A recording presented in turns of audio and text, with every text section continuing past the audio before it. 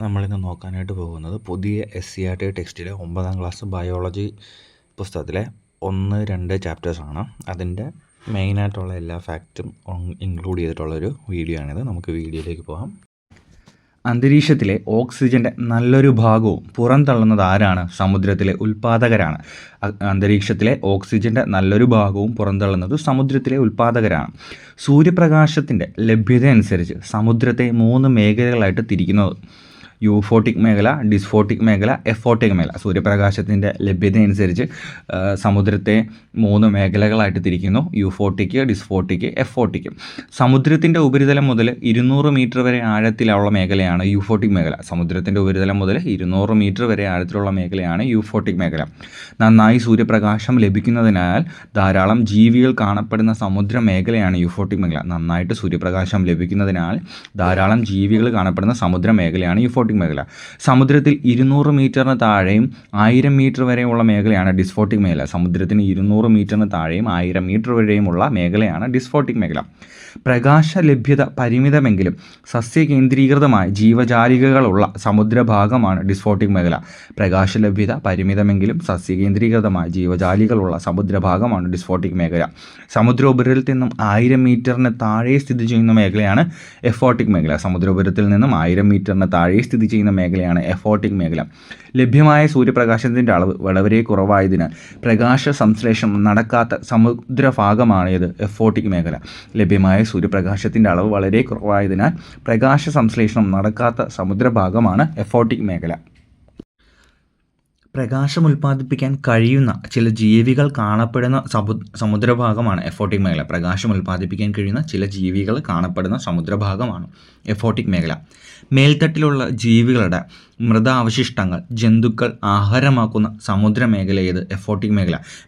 മേൽത്തട്ടിലുള്ള ജീവികളുടെ മൃതാവശിഷ്ടങ്ങൾ ജന്തുക്കൾ ആഹാരമാക്കുന്ന സമുദ്രമേഖലയാണ് എഫോട്ടിക് മേഖല.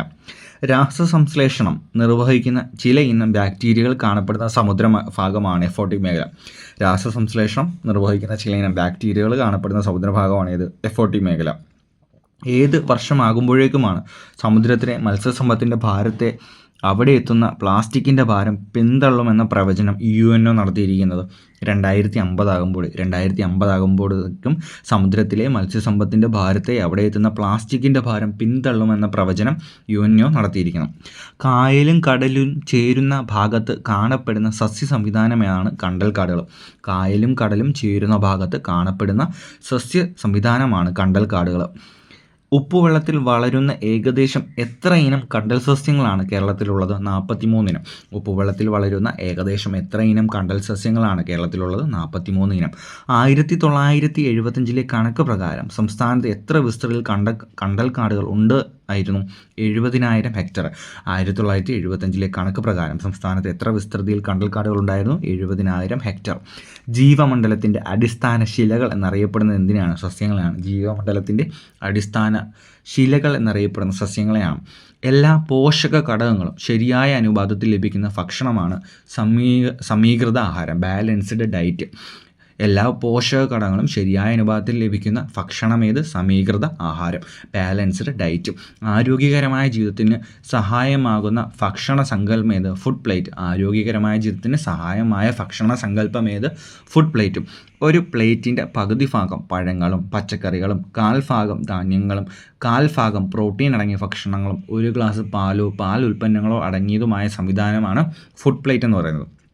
ഒരു പ്ലേറ്റിൻ്റെ പകുതി ഭാഗം പഴങ്ങളും പച്ചക്കറികളും, 1/4 ഭാഗം ധാന്യങ്ങളും, 1/4 ഭാഗം പ്രോട്ടീനും അടങ്ങിയ ഭക്ഷണങ്ങളും, 1 ഗ്ലാസ് പാലോ പാൽ ഉൽപ്പന്നങ്ങളോ അടങ്ങിയതുമായ സംവിധാനമാണ് ഫുഡ് പ്ലേറ്റ് എന്ന് പറയുന്നത്. ജങ്ക് ഫുഡിൻ്റെ ഉപയോഗം കൂടുന്നതിൻ്റെ ദോഷങ്ങൾ ഏവ? ജങ്ക് ഫുഡിൻ്റെ കലോറി കൂടുതലും പോഷകമൂല്യം കുറവാണ്. ഒന്നാമത്തെ ദോഷങ്ങളാണ് ജങ്ക് ഫുഡിൻ്റെ കലോറി കൂടുതലും പോഷകമൂല്യം കുറവുമാണ്. ഇത് പോഷകക്കുറവിന് കാരണമാക്കുകയും മറ്റ് ആരോഗ്യ പ്രശ്നങ്ങൾ ഉണ്ടാകുകയും ചെയ്യുന്നു. അപ്പം ജങ്ക് ഫുഡിൻ്റെ ഉപയോഗം കൂടുന്നതിൻ്റെ ദോഷങ്ങൾ എന്തൊക്കെയാണ്? ജങ്ക് ഫുഡിൻ്റെ കലോറി കൂടുതലും പോഷകമൂല്യം കുറവുമാണ്. ഇത് പോഷകക്കുറവിന് കാരണമാകുകയും മറ്റ് ആരോഗ്യ പ്രശ്നങ്ങൾ ഉണ്ടാക്കുകയും ചെയ്യുന്നു. പ്രഭാത ഭക്ഷണം കഴിക്കാതിരിക്കുന്നത് മൂലം കുട്ടികളിൽ ഉണ്ടാകുന്ന ആരോഗ്യ പ്രശ്നങ്ങളാണ് ക്ഷീണം, ഉറക്കം തൂങ്ങൽ, പഠനത്തിൽ ശ്രദ്ധയില്ലായ്മ, മറവി. പ്രഭാത ഭക്ഷണം കഴിക്കാതിരിക്കുന്നത് മൂലം കുട്ടികളിൽ ഉണ്ടാകുന്ന ആരോഗ്യ പ്രശ്നങ്ങളെയാണ് ക്ഷീണം, ഉറക്കം തൂങ്ങൽ, പഠനത്തിൽ ശ്രദ്ധയില്ലായ്മ, മറവി. ജീവികൾ പോഷകങ്ങൾക്കായിട്ട് ബാഹ്യ പരിസ്ഥിതിയിൽ നിന്നും ആഹാരം സ്വീകരിക്കുകയും പ്രയോജനപ്പെടുത്തുകയും ചെയ്യുന്ന പ്രക്രിയയാണ് പോഷണം.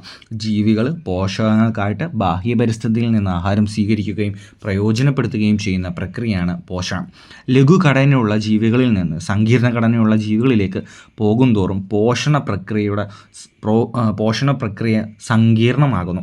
ലഘുഘടനയുള്ള ജീവികളിൽ നിന്നും സങ്കീർണ ഘടനയുള്ള ജീവികളിലേക്ക് പോകുന്തോറും പോഷണ പ്രക്രിയ എന്താകുന്നു? സങ്കീർണമാകുന്നു. കപടപാദങ്ങൾ ഉപയോഗിച്ച് ആഹാരത്തെ കോശത്തിനുള്ളിൽ എത്തിക്കുന്ന സൂക്ഷ്മജീവിയാണ് ഇത്? അമീബ. കപടപാദങ്ങൾ ഉപയോഗിച്ച് ആഹാരത്തെ കോശത്തിനുള്ളിലാക്കുന്ന സൂക്ഷ്മജീവിയാണ് അമീബ. ടെൻറ്റക്കിളുകളുടെ സഹായത്താൽ ഇരയെ മരവിപ്പിച്ച് വായ്ക്കുള്ളിലാക്കുകയും ശരീര അറയിലെത്തിക്കുകയും ചെയ്യുന്ന സൂക്ഷ്മജീവിയാണ് ഹൈഡ്ര.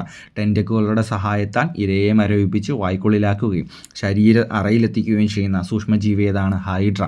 ആഹാരത്തിൻ്റെ കോശാന്തര ദഹനം നടക്കുന്ന സൂക്ഷ്മജീവിക്ക് ഉദാഹരണമാണ് അമീബ. ആഹാരത്തിൻ്റെ കോശാന്തരിക ദഹനം നടക്കുന്ന സൂക്ഷ്മജീവിക്ക് ഉദാഹരണം ഏതാണ്? അമീബ. ആഹാരത്തിൻ്റെ കോശബാഹ്യ ദഹനവും പിന്നീട് കോശാന്തരിക ദഹനവും നടക്കുന്ന സൂക്ഷ്മജീവിക്ക് ഉദാഹരണമാണ് ഹൈഡ്ര. ആഹാരത്തിൻ്റെ കോശബാഹ്യ ദഹനവും പിന്നീട് കോശാന്തരിക ദഹനവും നടക്കുന്ന സൂക്ഷ്മജീവിക്ക് ഉദാഹരണമാണ് ഹൈഡ്ര. സങ്കീർണമായ ആഹാര ഘടകങ്ങളെ ആഗിരണത്തിനായിട്ട് ലഘുഘടകങ്ങളാക്കുന്ന പ്രക്രിയ എന്ത് വിളിക്കുന്നു? ദഹനം അല്ലെങ്കിൽ ഡൈജഷൻ. സങ്കീർണമായ ആഹാര ഘടകങ്ങളെ ആഗിരണത്തിനായിട്ട് ലഘുഘടകങ്ങളാക്കുന്ന പ്രക്രിയ ഏതാണ്? ദഹനം. ആഹാരത്തെ ചെറു കണികകളാക്കി മാറ്റി പല്ലുകൾ ആഹാരത്തെ ചവച്ചരയ്ക്കുന്നതിലൂടെയും ആമാശയത്തിലെയും ചെറുകുടലിലൂടെയും പേശികളുടെ ശക്തമായ സങ്കോചങ്ങളിലൂടെയും സാധ്യമാകുന്ന ദഹന പ്രക്രിയയാണ് യാന്ത്രിക ദഹനം, മെക്കാനിക്കൽ ഡൈജഷൻ. ആഹാരത്തെ ചെറു കണികളാക്കി മാറ്റി പല്ലുകൾ ആഹാരത്തെ ചവച്ചരയ്ക്കുന്നതിലൂടെയും ആമാശയത്തിലെയും ചെറുകുടലിലെയും പേശികളുടെ ശക്തമായ സങ്കോചങ്ങളിലൂടെയും സാധ്യമാകുന്ന ദഹന പ്രക്രിയ ഏതാണ്? യാന്ത്രിക ദഹനം, മെക്കാനിക്കൽ ഡൈജഷൻ. ദഹനരസങ്ങളിലെ എൻസൈമുകളുടെ പ്രവർത്തനത്താൽ പോഷക ഘടകങ്ങൾ ആഗിരണ യോഗ്യമായ ലഘുഘടകങ്ങളായി മാറുന്ന പ്രക്രിയയാണ് രാസിക ദഹനം, കെമിക്കൽ ഡൈജഷൻ. ദഹനരസങ്ങളിലെ എൻസൈമുകളുടെ പ്രവർത്തനത്താൽ പോഷക ഘടകങ്ങൾ ആഗിരണ യോഗ്യമാകുന്ന ലഘുഘടകങ്ങളായി മാറ്റുന്ന പ്രക്രിയയാണ് രാസിക ദഹനം. പശുക്കളുടെ ആമാശയത്തിന് എത്ര അറകളുണ്ട്? 4. പശുക്കളുടെ ആമാശയത്തിൽ എത്ര അറകളുണ്ട്? 4. പശുക്കളുടെ ആമാശയത്തിലെ 4 അറകൾ ഏതെല്ലാം? Rumen, reticulum, omasum, അബോമാസം. Rumen, reticulum, omasum, അബോമാസം. Cellulose, hemicellulose മുതലായ ഘടകങ്ങളെ വിഘടിപ്പിക്കുന്ന എൻസൈമുകളെ ഉൽപ്പാദിപ്പിക്കുന്ന സൂക്ഷ്മജീവികൾ കാണപ്പെടുന്ന അറകൾ ഏവയാണ്? റൂമനും റെറ്റിക്കുലം. സെല്ലുലോസും ഹെമിസെല്ലുലോസ് മുതലായ ഘടകങ്ങളെ വിഘടിപ്പിക്കുന്ന എൻസൈമുകളെ ഉൽപ്പാദിപ്പിക്കുന്ന സൂക്ഷ്മജീവികൾ കാണപ്പെടുന്ന അറകൾ ഏത്? റൂമനും റെറ്റിക്കുലവും. ഏത് അറയിൽ താൽക്കാലികമായി സംഭരിക്കുന്ന ആഹാരത്തെ തിരികെ വായിലെത്തിച്ച് വീണ്ടും ചവച്ചരയ്ക്കുന്നതാണ് അയവിറക്കൽ എന്ന് പറയുന്നത്? റൂമൻ. ഏതറയിൽ താൽക്കാലികമായി സംഭരിക്കുന്ന ആഹാരത്തെ തിരികെ വായിലെത്തിച്ച് വീണ്ടും ചവച്ചരയ്ക്കുന്നതാണ് അയവിറക്കൽ. റൂമനിൽ താൽക്കാലികമായിട്ട് സംഭരിക്കുന്ന ആഹാരത്തെ തിരികെ വായിലെത്തിച്ച് വീണ്ടും ചവച്ചരയ്ക്കുന്നതാണ് അയവിറക്കൽ എന്ന് പറയുന്നത്. പല്ലിൻ്റെ ഘടനയിൽ ഉൾപ്പെടുന്ന പ്രധാന ഭാഗങ്ങളേവ? Enamel, dentine, pulp cavity, cement. പല്ലിൻ്റെ ഘടനയിൽ ഉൾപ്പെടുന്ന പ്രധാന ഭാഗങ്ങളേവയാണ്? Enamel, dentine, pulp cavity, cement. മനുഷ്യ ശരീരത്തിലെ ഏറ്റവും കാഠിന്യമുള്ള പദാർത്ഥമാണ് ഇനാമൽ. മനുഷ്യ ശരീരത്തിലെ ഏറ്റവും കാഠിന്യമുള്ള പദാർത്ഥം ഏതാണ്? ഇനാമൽ. പല്ലിൻ്റെ പുറം കവചമായ ഏത് ഭാഗമാണ് നിർജീവ അവസ്ഥയിലുള്ളത്? ഇനാമൽ. പല്ലിൻ്റെ പുറം കവചമായ ഏത് ഭാഗമാണ് നിർജീവ അവസ്ഥയിലുള്ളത്? ഇനാമൽ. പല്ല് നിർമ്മിച്ചിരിക്കുന്ന ജീവനുള്ള കല ഏത്? ഡെൻഡൈൻ ആണ്. പല്ല് നിർമ്മിച്ചിരിക്കുന്ന ജീവനുള്ള കല ഏതാണ്? ഡെൻഡൈൻ ആണ്. പല്ലിൻ്റെ ഏറ്റവും ആന്തരഭാഗം ഏതാണ്? പൾപ്പ് ക്യാവിറ്റിയാണ്. പൾപ്പ് ക്യാവിറ്റിയാണ് പല്ലിൻ്റെ ഏറ്റവും ആന്തരഭാഗം ഏതാണ്? Pulp cavity. പൾപ്പ് ക്യാവിറ്റിയിൽ കാണപ്പെടുന്ന മൃദുവായ യോജക കല ഏതാണ്? പൾപ്പ്. പൾപ്പ് ക്യാവിറ്റിയിൽ കാണപ്പെടുന്ന മൃദുവായ യോജക കല ഏതാണ്? പൾപ്പ്. രക്തക്കുഴലുകൾ, നാഡികൾ, ഒഡൻറ്റോബ്ലാസ്റ്റ് കോശങ്ങൾ എന്നിവ കാണപ്പെടുന്നത് എവിടെയാണ്? പൾപ്പ് ക്യാവിറ്റിയിലാണ്. രക്തക്കുഴലുകൾ, നാഡികൾ, ഒഡൻറ്റോബ്ലാസ്റ്റ് കോശങ്ങൾ എന്നിവ കാണപ്പെടുന്നത് എവിടെയാണ്? പൾപ്പ് ക്യാവിറ്റിയിൽ. പല്ലിനെ മോണയിൽ ഉറപ്പിച്ചു നിർത്തുന്ന കാൽസ്യം അടങ്ങിയ യോജകകലയാണ് സിമൻ്റ്. പല്ലിനെ മോണയിൽ ഉറപ്പിച്ചു നിർത്തുന്ന കാൽസ്യം അടങ്ങിയ യോജകകലയാണ് സിമൻ്റ്. ആമാശയ പേശികളുടെ ശക്തമായ ഏത് പ്രവർത്തനമാണ് ആഹാരത്തെ കൊഴുമ്പ് രൂപത്തിലാക്കുന്നത്? പെരിസ്റ്റാൾസിസ്. ആമാശയ പേശികളുടെ ശക്തമായ ഏത് പ്രവർത്തനമാണ് ആഹാരത്തെ കൊഴുമ്പ് രൂപത്തിലാക്കുന്നത്? പെരിസ്റ്റാൾസിസം. ആമാശയത്തിൻ്റെ അവസാന ഭാഗത്തുള്ള ഏത് സംവിധാനമാണ് ആഹാരത്തെ മതിയായ സമയം ആമാശയത്തിൽ നിലനിർത്തുന്നത്? പ്രത്യേകതരം വലയപേശികളാണ്. ആമാശയത്തിൻ്റെ അവസാന ഭാഗത്തുള്ള ഏത് സംവിധാനമാണ് ആഹാരത്തെ മതിയായ സമയം ആമാശയത്തിൽ നിലനിർത്തുന്നത്? പ്രത്യേകതരം വലയപേശികൾ. ചെറുകുടലിൽ നടക്കുന്ന ഏതൊക്കെ യാന്ത്രിക പ്രവർത്തനങ്ങളാണ് ആഹാരത്തിൻ്റെ സഞ്ചാരം സുഗമമാക്കാനും ആഹാരത്തെ ദഹനരസവുമായി കലർത്താനും സഹായിക്കുന്നത്? പെരിസ്റ്റാൾസിസും സെഗ്മെൻറ്റേഷനും. ചെറുകുടലിൽ നടക്കുന്ന ഏതൊക്കെ യാന്ത്രിക പ്രവർത്തനങ്ങളാണ് ആഹാരത്തിൻ്റെ സഞ്ചാരം സുഗമമാക്കാനും ആഹാരത്തെ ദഹനരസവുമായി കലർത്താനും സഹായിക്കുന്നത്? പെരിസ്റ്റാൾസിസും സെഗ്മെൻറ്റേഷനും. ഉമിനീർ ഗ്രന്ഥി ഉൽപ്പാദിപ്പിക്കുന്ന ഉമിനീരിലെ ഏത് രാസാഗ്നിയുടെ സഹായത്തോടെയാണ് അന്നജത്തിൻ്റെ ദഹനം ആരംഭിക്കുന്നത്? Salivary amylase. ഉമിനീർ ഗ്രന്ഥി ഉൽപ്പാദിപ്പിക്കുന്ന ഉമിനീരിലെ ഏത് രാസാഗ്നിയുടെ സഹായത്തോടെയാണ് അന്നജത്തിൻ്റെ ദഹനം ആരംഭിക്കുന്നത്? Salivary amylase. ആഹാരത്തെ ആമാശയത്തിലെത്തിക്കുന്ന അന്നനാളത്തിൻ്റെ പ്രവർത്തനമാണ് പെരിസ്റ്റാൾസിസ്. ആമാശയ ഗ്രന്ഥികൾ ഉൽപ്പാദിപ്പിക്കുന്ന ആമാശയരസത്തിലെ ആസിഡ് ഏതാണ്? Hydrochloric acid. ആമാശയ ഗ്രന്ഥികൾ ഉൽപ്പാദിപ്പിക്കുന്ന ആമാശയരസത്തിലെ ആസിഡ് ഏതാണ്? Hydrochloric acid. ആമാശയരസത്തിലെ ഹൈഡ്രോക്ലോറിക് ആസിഡിൻ്റെ പ്രധാന ധർമ്മങ്ങൾ എന്താണ്? ആഹാരത്തിലെ രോഗാണുക്കളെ നശിപ്പിക്കുന്നു, pH ക്രമീകരിക്കുന്നു. ആമാശയരസത്തിലെ ഹൈഡ്രോക്ലോറിക് ആസിഡിൻ്റെ പ്രധാന ധർമ്മങ്ങൾ എന്തൊക്കെയാണ്? ആഹാരത്തിലെ രോഗാണുക്കളെ നശിപ്പിക്കുന്നു, pH ക്രമീകരിക്കുന്നു. പ്രോട്ടീനുകളെ ഭാഗികമായിട്ട് ദഹിപ്പിക്കുന്ന ആമാശയരസത്തിലെ എൻസൈം ഏതാണ്? പെപ്സിൻ. പ്രോട്ടീനുകളെ ഭാഗികമായിട്ട് ദഹിപ്പിക്കുന്ന ആമാശയരസത്തിലെ എൻസൈം ഏതാണ്? പെപ്സിൻ. കൊഴുപ്പിൻ്റെ ദഹനത്തെ സഹായിക്കുന്ന എൻസൈമുകളാണ് ലിപ്പേസുകൾ. കൊഴുപ്പിൻ്റെ ദഹനത്തെ സഹായിക്കുന്ന എൻസൈമുകൾ ഏതാണ്? ലിപ്പേസുകളാണ്. ദഹനരസങ്ങളുടെ പ്രവർത്തനത്തിൽ നിന്ന് ആമാശയഭിത്തിയെ സംരക്ഷിക്കുന്നത് എന്താണ്? ശ്ലേഷ്മം. ദഹനരസങ്ങളുടെ പ്രവർത്തനത്തിൽ നിന്നും ആമാശയഭിത്തിയെ സംരക്ഷിക്കുന്നത് എന്താണ്? ശ്ലേഷ്മം. മനുഷ്യനിൽ പൂർണ്ണമായും നടക്കുന്ന ഏതിനം ദഹന പ്രക്രിയയാണ്? ബാഹ്യ ദഹനമാണ്. മനുഷ്യനിൽ പൂർണ്ണമായും നടക്കുന്നത് ഏതിനം ദഹന പ്രക്രിയയാണ്? കോശബാഹ്യ ദഹനമാണ്.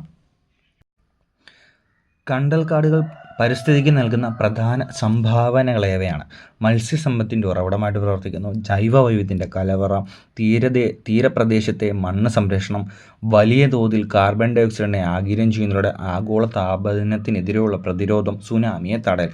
കണ്ടൽക്കാടുകൾ പരിസ്ഥിതിക്ക് നൽകുന്ന പ്രധാന സംഭാവനകളാണ് മത്സ്യസമ്പത്തിൻ്റെ ഉറവിടം, ജൈവവൈവിധ്യത്തിൻ്റെ കലവറ, തീരപ്രദേശത്തെ മണ്ണ് സംരക്ഷണം, വലിയ തോതിൽ കാർബൺ ഡൈ ഓക്സൈഡിനെ ആഗിരണം ചെയ്യുന്നതിലൂടെ ആഗോള താപനത്തിനെതിരെയുള്ള പ്രതിരോധം, സുനാമിയെ തടയൽ. കണ്ടൽക്കാടുകളുടെ സംരക്ഷണത്തിലൂടെ അവയുടെ പാരിസ്ഥിതിക പ്രാധാന്യം ബോധ്യപ്പെടുത്തിയ പരിസ്ഥിതി പ്രവർത്തകനാണ് കല്ലേൻ പൊക്കുടൻ. പല സ്ഥലങ്ങളിലും നടത്തിയ കണ്ടൽ സംരക്ഷണ പ്രവർത്തനങ്ങൾക്ക് അംഗീകാരമെന്നോണം കല്ലേൻ പൊക്കുടനെ വിളിക്കപ്പെടുന്നത് എങ്ങനെയാണ്? കണ്ടൽ പൊക്കുടൻ. കല്ലേൻ പൊക്കുടൻ്റെ ആത്മകഥയുടെ പേരെന്താണ്? കണ്ടൽക്കാടുകൾക്കിടയിൽ എൻ്റെ ജീവിതം. ഇത് ഒരുപാട് തവണ PSC ചോദിച്ച ക്വസ്റ്റ്യനാണ്. കല്ലേൻ പൊക്കുടൻ്റെ ആത്മകഥയുടെ പേരെന്താണ്? കണ്ടൽക്കാടുകൾക്കിടയിൽ എൻ്റെ ജീവിതം. യുനെസ്കോയുടെ പാരിസ്ഥിതിക പ്രവർത്തന വിഭാഗം കണ്ടൽക്കാടുകളുടെ സംരക്ഷണത്തിൻ്റെ പേരിൽ പരാമർശിച്ചിട്ടുള്ള കേരളത്തിലെ പരിസ്ഥിതി പ്രവർത്തകൻ ആരാണ്? കല്ലേൻ പൊക്കുടൻ.